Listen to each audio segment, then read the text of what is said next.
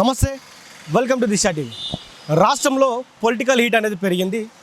వాస్తవంగా నిన్న ఎప్పుడైతే ఈ యువ సంగ్రామ సదస్సు పేరుతోటి బీఆర్ఎస్ పార్టీ చేపట్టినటువంటి దానికి ఇక్కడ పోలీసులు పర్మిషన్ నిరాకరించినప్పటికీ వాళ్ళు హైకోర్టుకు వెళ్ళి అక్కడి నుంచి వాళ్ళు పర్మిషన్ తెచ్చుకోవడం జరిగింది. సో పర్మిషన్ తెచ్చుకున్న తర్వాత కూడా నిరుద్యోగులందరూ కూడా ఉదయం నుంచి యువ సంగ్రామ సదస్సు ఏదైతే సరూనగర్ స్టేడియంలో జరుగుతున్నటువంటి ఇండోర్ స్టేడియంలో జరుగుతున్నటువంటి ఆ సభా ప్రాంగణానికి ఉదయం నుంచి నిరుద్యోగులందరూ కూడా తండోపతండాలుగా రావడం జరిగింది.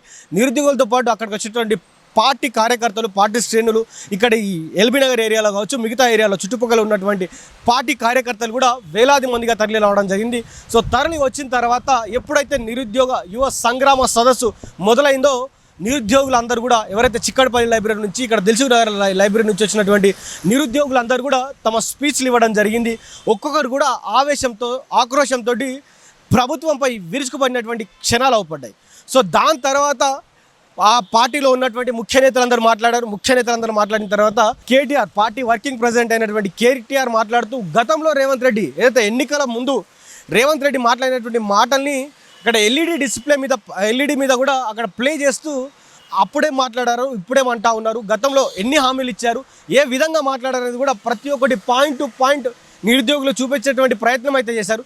సో అప్పుడు అసలైన పొలిటికల్ హీట్ అనేది పెరిగింది తెలంగాణ రాష్ట్రంలో.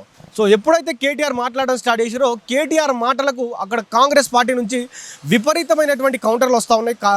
అంటే బీఆర్ఎస్ పార్టీ కావచ్చు, బీఆర్ఎస్ నాయకులకు కావచ్చు, ఎక్కడ హక్కు ఉంది మాట్లాడడానికి, నైతిక హక్కు ఎక్కడ ఉంది, వీళ్ళ గురించి మాట్లాడేటువంటి హక్కు కావచ్చు, వీళ్ళ కోసం ప్రశ్నించేటువంటి హక్కు ఎక్కడ ఉందంటూ కూడా అక్కడ కాంగ్రెస్ పార్టీ నుంచి కౌంటర్లు వస్తూ ఉన్నాయి. ఎందుకంటే గతంలో గ్రూప్ 2 పేపర్ లీకేజ్ అయింది కూడా బీఆర్ఎస్ పార్టీ హయాంలోనే. బీఆర్ఎస్ పార్టీ హయాంలో గ్రూప్ 2 పేపర్ అయితే లీక్ అయిందో ఆ పేపర్ లీక్ అవ్వడానికి కారణం ఎవరు? అప్పుడు ఎవరు ఎందుకు పట్టించుకోలేదు?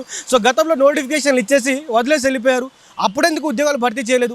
ఎన్నికల కోడ్ సమయానికి ఎందుకు మీరు ఉద్యోగాలు వచ్చే విధంగా, లేకపోతే మొత్తం ఈ కానిస్టేబుల్ ఎవరైతే ఉన్నారో, పీసీ కానిస్టేబుల్స్ ఎవరైతే ఉన్నారో వీళ్ళకి అప్పటిదాకానే ఎలక్షన్ కోడ్ వచ్చేంత వరకు మీరు ఎట్లా దాన్ని కుదించారు?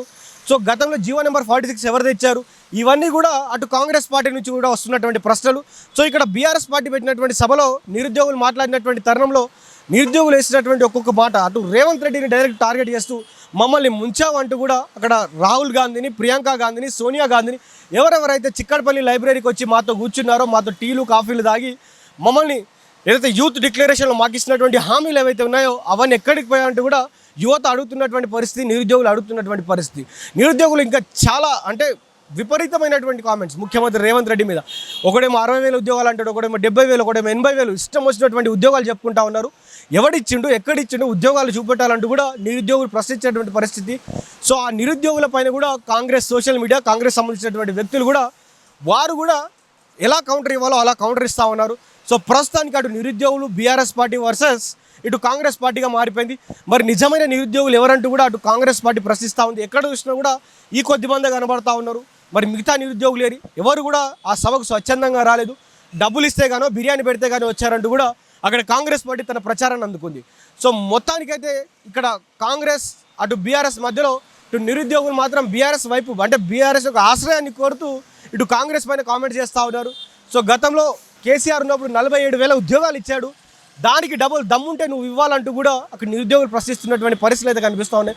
సో రాష్ట్రంలో ఉన్నటువంటి నాయకులు ఎప్పటి నుంచో చెప్పుకుంటూ వస్తూ ఉన్నారు, రాష్ట్ర ఆర్థిక పరిస్థితులు బాగాలేవు, రానున్నటువంటి రోజుల్లో దఫల వారీగా ఉద్యోగాలు ఇస్తామన్నప్పటికీ నిరుద్యోగులు వినూత్నంగా వారి యొక్క ఏదైతే రెజ్యూములు ఉన్నాయో ఆ రెజ్యూములు కూడా తీసుకొచ్చి ఆ విధంగా అంటే మాకు ఉన్నటువంటి క్వాలిఫికేషన్ ఏంది, మేమేందని చూపించుకున్నటువంటి విధంగా నిరుద్యోగులు ఒక వినూత్నమైనటువంటి నిరసనకు దిగడం జరిగింది.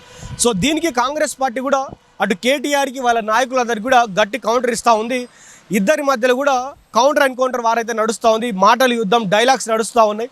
ఎవరు నిరుద్యోగులకు ఏం చేశారు, ఎవరు ఈ రాష్ట్రానికి ఏం చేశారు అనే అంశంపై చాలా పెద్ద ఎత్తున చర్చ జరుగుతూ ఉంది. సో మొత్తానికి తెలంగాణ రాష్ట్రంలో పొలిటికల్ హీట్ అనేది పెరిగిపోయింది. ఇప్పుడు రాష్ట్రంలో ఎక్కడ చూసినా కూడా ఈరోజు ఏదైతే సభ జరిగిందో యువ సంగ్రామ సభ, అదేవిధంగా గతంలో రేవంత్ రెడ్డి ఇచ్చినటువంటి హామీలు, వీటి మధ్యనే ఈరోజు మొత్తం చర్చ జరుగుతూ ఉంది. సో ఇది ఎక్కడి వరకు దారితీస్తుంది, మరి రేవంత్ రెడ్డి దీని మీద ఏమి స్పందిస్తారు?